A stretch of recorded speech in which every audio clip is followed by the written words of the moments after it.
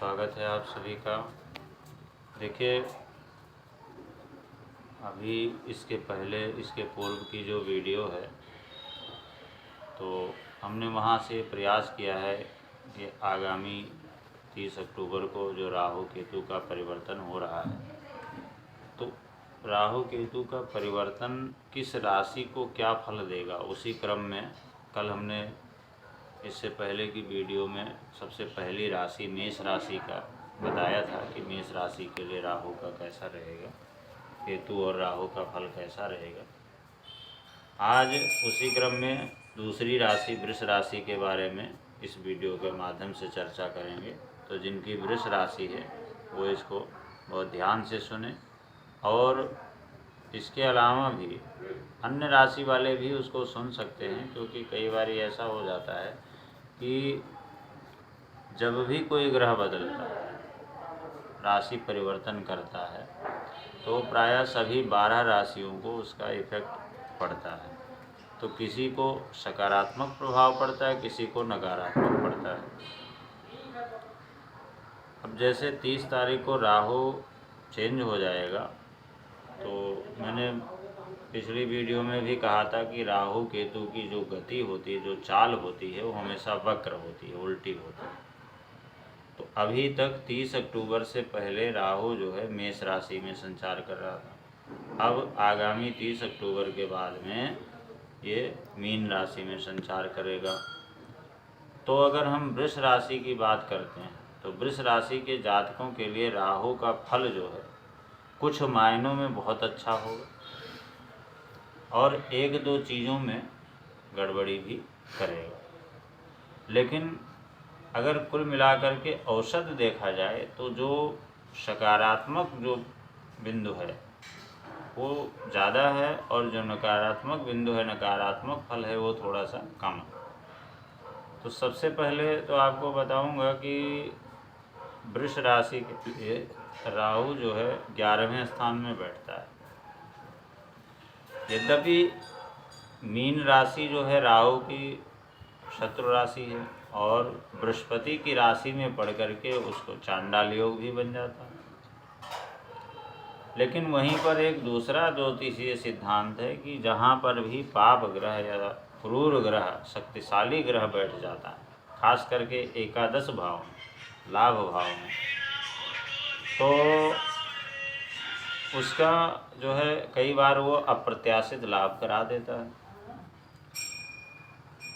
तो ये हुई बहुत मतलब वृष राशि वाले जातकों के लिए अच्छी चीज़, अच्छी खबर कि वृष राशि के जातकों के लिए राहु की समयावधि में यानी 30 अक्टूबर से लेकर के अगले 18 महीने यानी 1.5 वर्ष तक वो कई सारे अप्रत्याशित लाभ होने के अवसर आएंगे।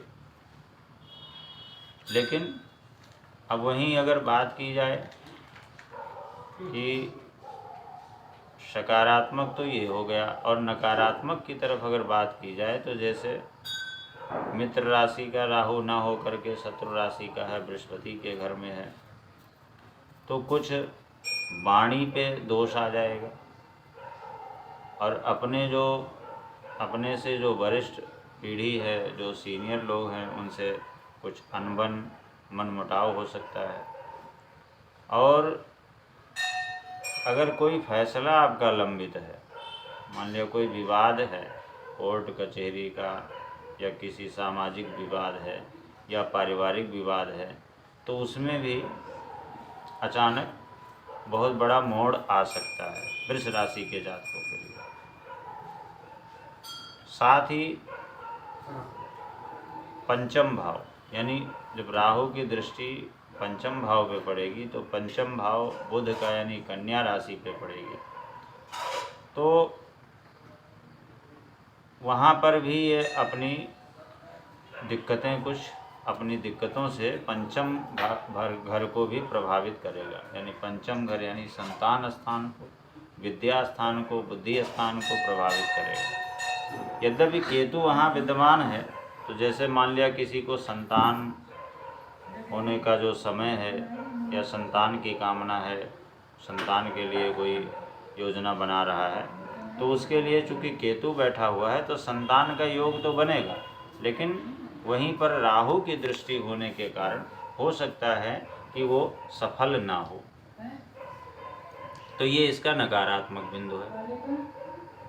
इसी तरह अगर आप कोई प्रतियोगी परीक्षा देने जा रहे हैं तो उसमें भी राहु की वजह से आपको दिक्कत हो सकती है, या विद्याध्ययन विद्यार्थी वर्ग के लिए भी थोड़ी सी दिक्कत हो सकती है, क्योंकि राहु की दृष्टि पंचम भाव में पड़ेगी तो मानसिक तनाव करेगा, विद्या वगैरह अध्ययन करने में बहुत ही दिक्कत करेगा। लेकिन वही मैंने बताया कि 11वें भाव में कोई शक्तिशाली ग्रह और भी शक्तिशाली हो जाता है और बलवान हो जाता है, तो वृष राशि वाले जातकों के लिए इस समय अवधि में कई ऐसे अवसर आएंगे जहां पर अप्रत्याशित लाभ होने की संभावना बनेगी और अच्छा लाभ मिल जाएगा। यद्यपि अगर मान लिया 2 बार लाभ होने का चांस बनता है, लाभ मिलने का अवसर मिलता है, तो 1 बार हानि भी हो सकती है। और इसकी प्रवृत्ति ऐसी होती है, ऐसी प्रवृत्ति है कि अचानक ही आपको आसमान पर पहुंचा देगा और अचानक ही नीचे धरती में ला देगा। यानी डाउनफॉल जो होता है वो अचानक ही होता है। तो कुल मिलाकर के वृष राशि के जातकों के लिए राहु का जो फल है वो लगभग कुछ अंतर से, कुछ प्रतिशत से, जैसे मान लिया 60% अगर अच्छा है तो 40% गड़बड़ भी है। और चूँकि केतु पंचम भाव में बैठा है तो वृष राशि के जातकों के लिए, वृष लग्न वालों के लिए इस बार जो संतान की कामना वाले हैं, जिनके लिए संतान का समय हो रहा है और वो अगर योजना बना रहे हैं तो उनको संतान होने की योजना बनेगी और शिक्षा के क्षेत्र में उन्नति तरक्की होगी। यद्यपि राहु की वजह से मैंने पहले बताया कि कुछ थोड़ा बहुत परेशानियां भी आएंगी, बीच बीच में मन विचलित होगा, तनाव भी हो सकता है और साथ में कुछ जैसे तांत्रिक क्रियाओं के असर होने जैसी स्थिति हो सकती है। तंत्र मंत्र का ये भी कारक होता है राहु, तो उसके कारण मन जो है बहुत ही विचलित हो सकता है, पागलपन की स्थिति बन सकती है। लेकिन कुल मिलाकर के जो सकारात्मक प्रतिशत है वो अधिक है। तो केतु पंचम भाव में होगा और राहु 11वें भाव में होगा।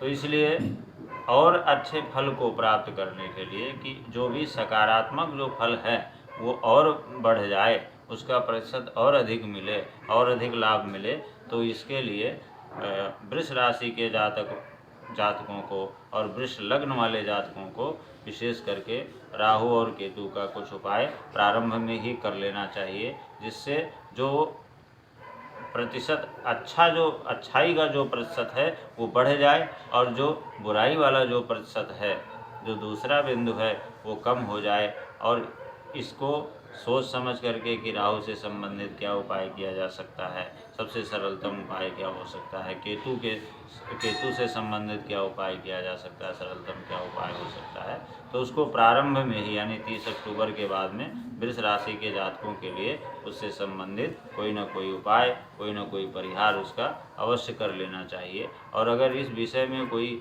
मतलब विस्तृत जानकारी या विस्तृत परामर्श चाहता है तो नंबर मैं देता रहता हूँ हमेशा, उस नंबर पे फ़ोन करके संपर्क कर ले, ताकि जो आने वाली जो चीज़ें हैं, जो ख़राब चीज़ें हैं, उनसे काफ़ी हद तक बचाव हो सकेगा। क्योंकि 1.5 साल बहुत बड़ी समय अवधि होती है, काफ़ी समय होता है, एक जगह पर ये स्थिर रहता है, तो इसलिए इसका ध्यान देना बहुत ज़रूरी है।